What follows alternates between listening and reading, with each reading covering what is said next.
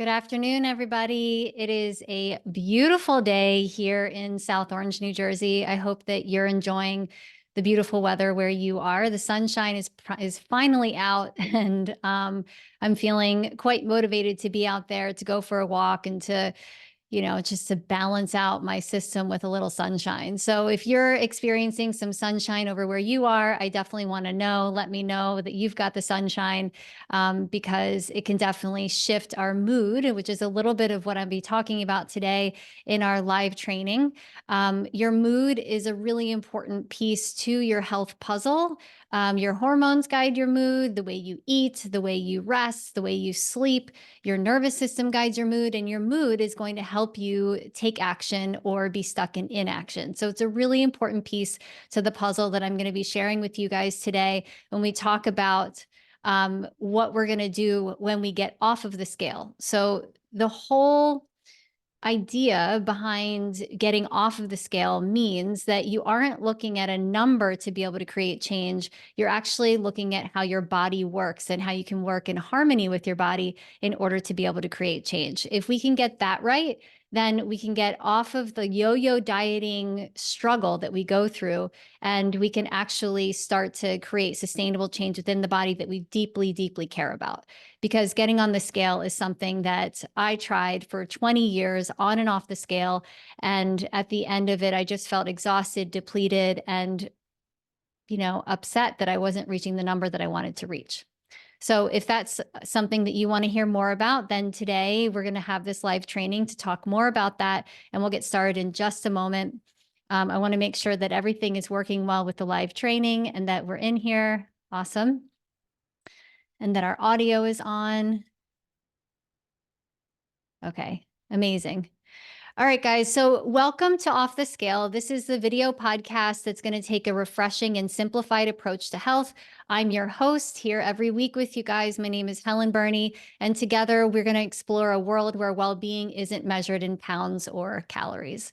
In a society obsessed with scales and numbers today, I'm here to help you all break free from the conventional norms. Together, we're going to dive into a realm where health is about feeling good, nourishing your body, and embracing a balanced lifestyle without the need for constant weighing, counting, or portioning. Each week, we will unravel the secrets to a healthier and happier life, and I'm going to help you shift the focus from the scale to an incredible journey of self-love and well-being. So today, get ready to go off the scale with me, and we're going to get started with our next session. In the next four sessions that we have together in this four-part series, I'm going to talk to you guys about what to look for in your health if you aren't looking at the scale. Women are always coming to me and saying, well, how do I know if it's working if I'm not looking at the scale to see if I'm losing weight? I'm going to give you four things that you can look at instead, that you can invest in your health, that you won't want to give up, that's going to feel amazing to you so that you want to continue to take action.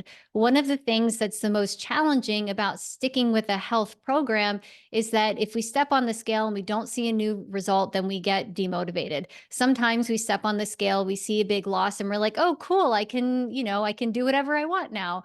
Or sometimes we see a gain and we get so depleted and so disappointed in ourselves that we don't possibly want to go on. So the scale was my own worst enemy, and it can be the worst enemy for many other women that I work with. Even women who say, I didn't think the scale was that big of a deal. Just the other night on our energetic eating coaching call, she said, it's been a week without the scale, and I didn't realize how much power it actually had over me. And there's a divide in the weight loss world. There's one where using the scale as motivation to stay on track is the key to success. And then there's one where using the scale to stay on track is the key to failure. And so for those of us who have been on a weight loss journey or want to lose weight, or we want to feel like the effort we put in is working for us, but we don't want to be yo-yo dieting, the scale is our worst enemy. It is what's going to keep you stuck in the cycle of yo-yo dieting, unaware of how food is impacting you or how it works in your body, the other things you can shift in your life to help you feel better. We become unaware of those things, and we stop listening to our bodies, and we start saying, but have I lost weight? And we focus on this one tiny thing. Okay. I want you to focus on the whole picture. So we're talking about moving the energy from getting that number down to our whole body health so that our health works for us and we're not fighting ourselves all the time. And the biggest problem that women face today is that we invest in these diets to get the number down rather than investing in creating a relationship with our health and with food and exercise. We end up treating food and exercise as transactional. If I do the right things, the weight will come off, rather than relational. If I understand how these things impact my life, I'm more willing to take action. So this is what I want you guys to shift your mindfulness into, is stop being mindful of the scale and whether or not it's going up or down. And instead, I want you to be more mindful of your relationship to your body, your relationship to food, your relationship to the lifestyle habits, and your relationship with yourself. And the biggest difference between these things is whether you are getting long-term or short-term results. Stepping on the scale is a short-term result. Knowing how the choices that you're making are impacting your body leads you to long-term solutions, because you're invested in letting it work for you and feeling really good. I got tired of joining 30 to 90-day fast fix exercise and food programs, and I got tired of feeling so alone. I got tired of stepping on the scale without a new result, and I got tired of stepping on a scale and being afraid of what I was going to see. That's why I ended up committing to creating a community of women in the same boat together, because frankly, all of us are tired of this, right? We want to be with other women who know what it feels like to feel stuck, to feel frustrated, and who are committed to being unstuck and being empowered in the health that they dream of. That's what this group is for. And that's also what the women in my membership community working together every day do to keep each other out of the yo-yo diet cycle. We show up together. We have monthly health strategy calls together. We work out together twice per week. We get strong together, and we motivate each other to make the choices that are going to help us feel amazing all of the time, not just when we're dieting. Okay. So if you haven't had a chance to talk to me about the membership option, then this is a really good time for you to go ahead and book that call. It's a no stakes call. You can just book the call, and we can hop on the phone for 20 minutes, and you can see if the membership option is right for you. Okay. So book that call if you haven't already. So what are the women in my community focusing on if they aren't focusing on weight loss? They want to focus on how they feel. They're focusing on improving the 4 things that I'm going to tell you about over the next 4-part series. And I'm going to break it down for you. And I'm going to tell you exactly what to do in order to bring your body into balance, so that you want to continue taking action that will ultimately help you fight inflammation, feel motivated for change, and also be able to lose weight if that's one of your desires. It's no doubt that what I'm going to share with you helps women with their holistic health and with their whole body health. They're things that you've probably heard before, but what I want you to think about is how your body is going to change and shift from a numbers game into something way more important. It's where we stop dieting and we start living. One of my clients was feeling really overwhelmed and overweight with plummeting energy levels that affected the way that she felt about her body. You guys probably know this. You're familiar with this. When you don't have the energy and you feel bad and you're making those food choices in order to get your energy up, then you just feel kind of cruddy about your body overall. If you can shift into eating in a way that helps nourish you, even within 24 hours, your whole outlook on your health can change.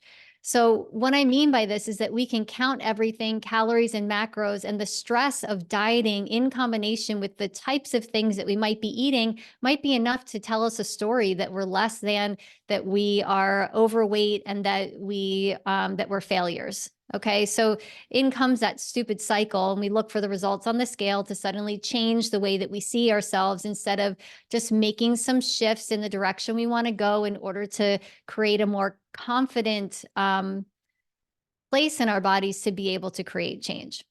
So what actually shifted one of my clients away from the scale and into her body is the first thing that I'm going to explain to you guys today, that's going to help you think about how to make choices for yourself every single day. We know when we have this thing, and we know when we don't, and we are motivated and we feel ready when we have what I'm going to tell you about, and we are down and feel stuck when we don't have it. It's crazy how simple what I'm going to tell you truly is, but the first thing that we need to look at and balance in our body is this number one thing, and it's your mood. That's it. So you get to ask yourself, how is my mood today?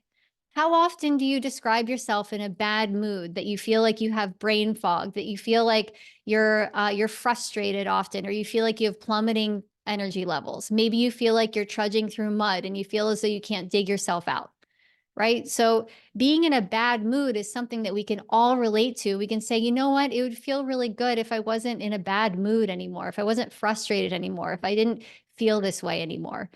And so there's two things that you can do to balance your mood. And these two things are going to have a huge impact on your outlook for your health, on your energy levels, and on your capacity to be able to choose change for yourself, for you to feel better. Those two things that are going to help balance your mood are to balance your blood sugar and to get better rest and sleep. These two things in combination are life-changing. And I told you guys, it's not that you haven't heard this before, but where we need to bring our energy to is, how can I create space that's safe in my body for health that feels really effective without hyper-focusing on the scale? And that number one thing is your mood, balancing your blood sugar, and getting proper sleep, which I'm going to tell you exactly how to do that in just a second. So if I could promise you that you would be in a better mood to deal with the stresses of life, you would feel willing to eat well and to exercise, and that you would have better days at work and with your family. Who wouldn't want that? I would want that. If there was a magic pill that gave me all of that, I would 100% take it. Now, there's not, and I have the secret sauce to it, and it's not something that you need to get a prescription for. It's really simple. So balance your blood sugar and getting enough sleep. How do you do this? Your willingness to take action may have waned because life feels too exhausting and you're never in the mood to take action towards it. You need it to be easy, which is why I'm going to put together a list of resources for you to be able to balance out your blood sugar in an effective, quick, and easy way, and also get the rest that you need. And here's the thing, guys, if you're dealing with mood swings, energy level imbalances, and you're waking up between 1 and 3 o'clock in the morning, you're honestly just not living your best life. You may think all I need to do is lose weight, but if these are issues for you, these actually need to be resolved before you even think about how much weight you're losing. Otherwise, it's an uphill battle. You're going to keep fighting yourself on it, and you're going to continue to say, where's the diet? Where's the diet? When all you have to do is balance your blood sugar and get proper rest. That's it. These are the top two number one components that I tell my clients about and that I help them through in order to be able to achieve the health and weight loss goals that they want naturally. I want to make this easy for you. So I want you guys to get a pen and paper if you don't have one already, or you can download the cheat sheets that I'm going to give you. But without having to obsess over the scale, the only thing that you need to think about is how you can include more protein in your diet, but specifically how you can start your day with a high protein breakfast. I start 90% of my days with a protein-based breakfast, so most days, and half of those days also include vegetables. I know it's like, how do you get vegetables in every single day for breakfast? I talked about that on another live training I did, I think 2 trainings ago. 6 cups of vegetables is what I aim for every single day. And so that means that I'm most often including that in breakfast as well. About half of the time I'm including vegetables at breakfast. But a high protein breakfast is really important because it's going to help start off your day by creating more satiety in the body. It's going to balance your blood sugar. It's going to create an opportunity for your body to take all those amino acids and to help support your hormones and your energy levels. And it will absolutely help you with your mood. You won't have a crash where you feel like you have to snack, eat more, or you're drawn to sugar. So this one thing is extremely important. And I'll put my cheat sheet to the high protein breakfast in the show notes, but here's a couple of examples that you'll find in the cheat sheet. You might do an omelet with avocado on top and a side of sweet potatoes, scrambled eggs, chicken sausage and greens, a frittata, as my clients call it, an effing frittata. So I love a good frittata. You can do yogurt with vanilla protein powder. My favorite protein is called 4-Sigmatic. You guys can find it on Amazon. You can add nuts and berries to that. So it's almost like a deconstructed smoothie in a way. You can do protein pancakes made with eggs and bananas and almond flour. You can do steel cut oats with flax meal, peanut butter and walnuts, and a drop of maple syrup. You can have avocado toast on sourdough with a fried egg on top. So what I am choosing are foods that won't drive my blood sugar up and then cause me to come crashing down. So I personally rarely get hungry before lunch. I rarely feel like grazing or snacking. And starting my day off this way sets up the rest of my day for success. If I can get breakfast right, then the rest of the day typically feels successful. Now, for some people, that all falls apart around dinner time or after dinner time when we start snacking. And I'm going to talk to you about that in just a second, why that ends up happening. But another quick tip in the middle of the afternoon to help with all of that, digestibility, assimilating nutrients, balancing blood sugar, is to include half of a tablespoon of apple cider vinegar in water with lemon. Or my personal favorite, I pour a glass of flavored seltzer. Spindrift is my favorite. And I put a half a tablespoon of apple cider vinegar in there and I stir it around and I drink it. It helps curb alcohol cravings. It helps balance your blood sugar. It replaces a snack that I might have before dinner that just isn't really necessary. It also helps wake you up a little bit. So I highly recommend that for anybody that feels like they're having that up and down or they have that pre-dinner grazing situation. Go ahead and replace that with your water and apple cider vinegar and lemon or flavored seltzer with apple cider vinegar. I'm going to go ahead and put the high protein breakfast resource in the show notes and in the comments here in the live group. So you guys can grab that. It's just a Google Doc.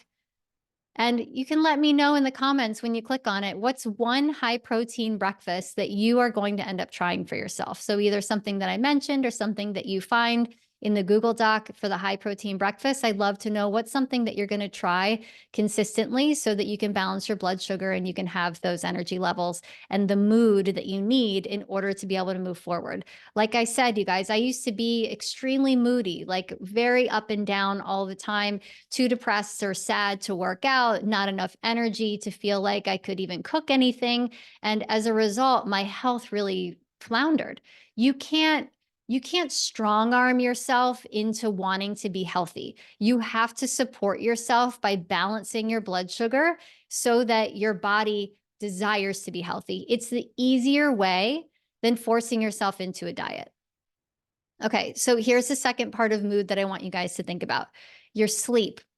Sleep is one of the most underutilized tools that we have access to balance our blood sugar, stabilize our mood and energy, and set us up for the next day. It is extremely underutilized, and we do not take advantage of this very natural thing that is within our bodies and our ability to change today. We live our days in hyper productivity mode and constant stimulation, be it from social media, from parenting, from news, from high expectations. And then it comes time for sleep and our body's like, whoa, I don't know how to do that, right? It basically goes against us because we haven't given it time to settle down. How many of you wait for sleep to smack you in the face? I used to do that. I used to just wait for sleepiness to come in, which doesn't usually happen, especially if you're feeling a little tired and you're like, I'm not tired enough to go to bed. So I'm going to watch more shows, and I watch more shows, and then I eat more snacks and I eat more snacks. And then all of a sudden it's like 12 o'clock at night, right? Like that used to be my story too. Doing this sets you up for all sorts of things that disrupt your biorhythm. Your rest and digest functions can't work properly. The things that are restored in your sleep, such as your immune system, your liver function, and detoxification systems, can't work properly when we're on that type of schedule and we're eating or drinking late at night.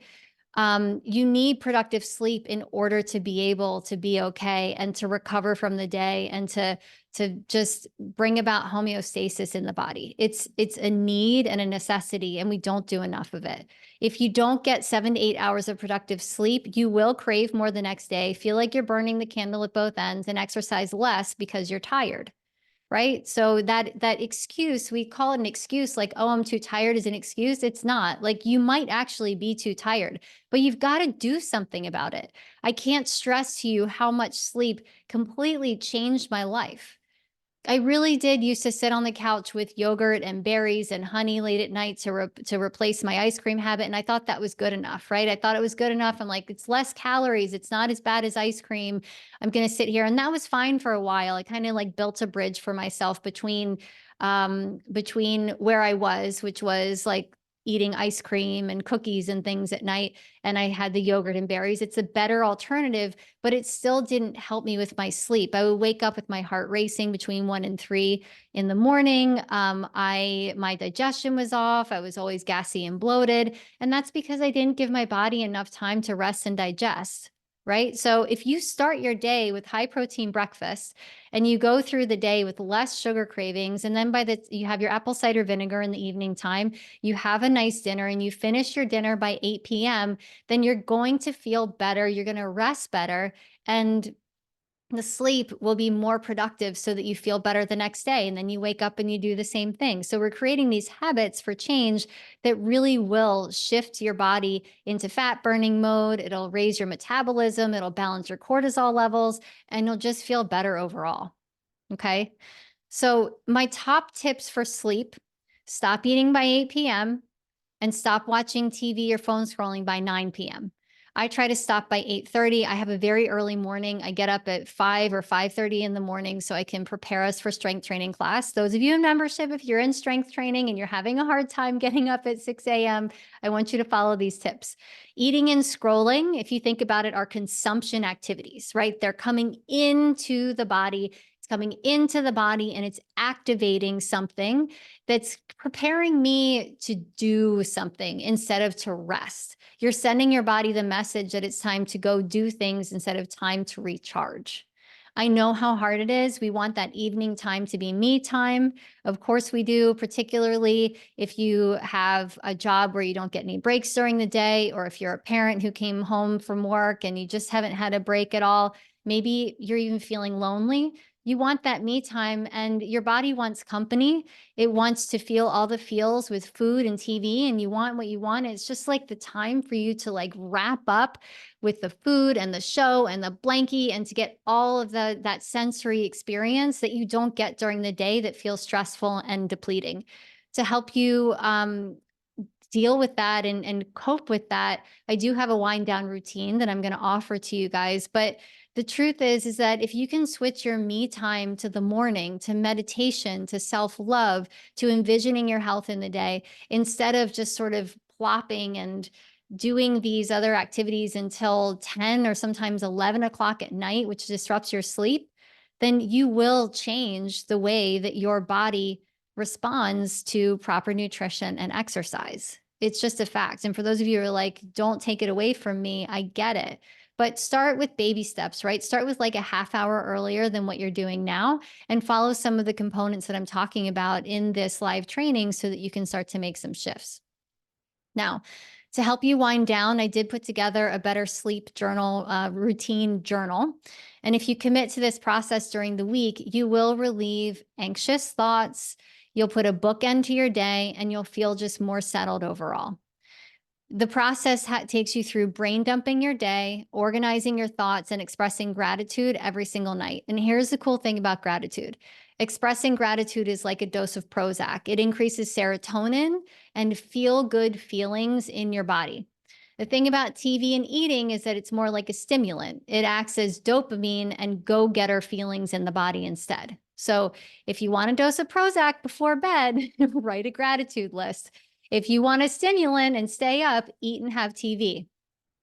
Problem with staying up is that your body will become dysregulated and you won't be able to achieve balanced body and reduce inflammation and weight easily.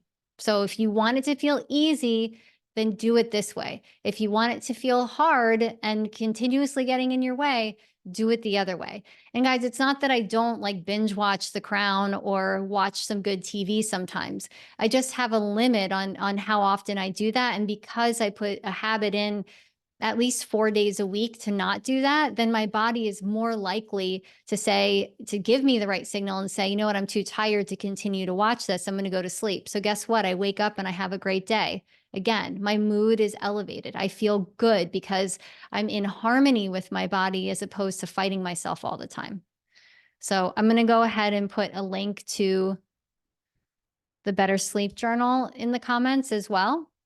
So you guys can go ahead and snag that, and you can let me know if that was helpful. And even if you can't do all of the parts of the workbook on deep sleep, just do a part of it. If you just did a gratitude list, that might be enough for you to increase serotonin and to get some restful energy into the body. So turn off the blue light by 9 p.m. at the latest and do a gratitude journal. And then settle in, grab a book, and just enjoy the process to inviting rest in instead of fighting yourself on it. Now, I know that doing these things on your own can end up becoming this like to-do list thing that ends up on your things that you want to do one day, right? Like a lot of people come to me and they're like, "Oh, I want to be a morning person one day," or "I know I should put my phone down," or "I know I'm eating late at night and I shouldn't be doing that," and all of that, right? So most of us are walking around knowing what we need to do, but we can't seem to do it. That's where the mindset work and understanding your own personal obstacles to success really is imperative for you to know. And working with a coach or with somebody who can help you figure out what those things are. Like, why are you getting in your own way? What are the feelings or the emotions or what is your history with your body, with health, with weight loss? What is your history with that that's causing you to kind of stand up and say, you know what, I'm not going to do that today. And it's really important for you guys to know that, right? So if it sounds like something that you would like help with, then the energetic eating method is the place where I support my clients with making these decisions easily and getting out of their own way by tapping into the subconscious and figuring out, why am I unwilling to take care of myself? Why am I unwilling to do that? When you join the energetic eating method, we start with a deep dive coaching session, and then you can join our amazing group of women to help achieve a balance in your body once and for all. And these two things to balance your mood, your blood sugar and your sleep, are two crucial components, but two out of only out of eight things that I'm going to suggest to you over the next 4 sessions. It's going to help you. So I would love to hop on the phone with you, talk about what it is that might feel hard or challenging for you. You can even drop me a note in my DMs in Messenger and let me know there what's going on for you. And I'm happy to provide you with more resources to help shift you in the right direction, even if you don't join the energetic eating method. I know how important your health is to you. Otherwise, you wouldn't be hanging out here listening to the podcast or coming into our group. And if it's that important to you, I really want to help. So remember to check out the show notes, get the sleep journal and the high protein breakfast so you can start your day to balance your blood sugar. And I want to wrap up this episode of Off the Scale with you guys. And I want you to remember that health is a journey. It's not a destination. Even if you don't end up doing these things today, know that you are taking in the information and you're going to digest it and you're going to end up wanting to take action eventually. So allow it to come in. Remember some of the things that we talked about today and just be willing and open to taking action today so that you can live your best life and feel amazing. If you enjoyed today's episode, don't forget to like, comment, or share. Check out my other videos on YouTube, and your feedback is invaluable as we continue this journey together so that I can curate the best episodes and information for you that's going to help you for the long haul. I hope you guys stay tuned for more uplifting conversations and transformative insights on the Off the Scale podcast, and I hope you have a wonderful day.